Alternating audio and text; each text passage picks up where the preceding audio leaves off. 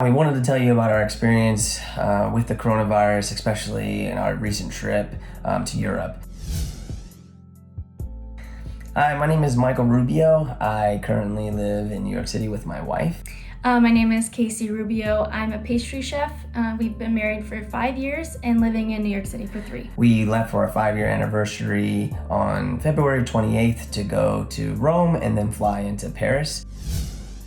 At the end of February, coronavirus wasn't as big of a deal as it is now in the news. They weren't restricting access to travel. They weren't really having any limitations. It was just more take precautions and wash your hands to prevent transmission. Once we got to Europe, we felt fine all throughout. It wasn't until we went to Paris on March 4th is when all the news and notifications started coming through that the virus cases and death toll was definitely rapidly increasing, and our parents and friends were getting a lot more concerned, and we were getting concerned too. Coming back really wasn't that much of an issue. We ran into some questions of, at the border where they asked us, have you come into contact with anyone with the virus, and are you yourself feeling sick? Which, I really wouldn't know if I came into contact with someone with the virus because there wasn't anyone tested or coming out and saying, oh, I have the virus, don't come near me. Yeah, it was really surprisingly easy to get through U.S. Customs. There was no pamphlet given, no precaution given, no self-quarantine recommendations given. We just walked right into New York City.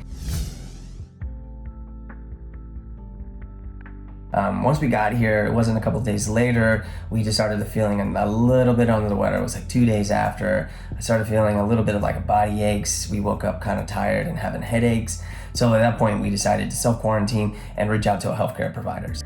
I called her the urgent care. She's call before. So I called the urgent care before. They said that I was exhibiting the symptoms of coronavirus. I was coming back from a high-risk area, but I didn't meet the criteria because I said no to becoming directly contact with a person who has it.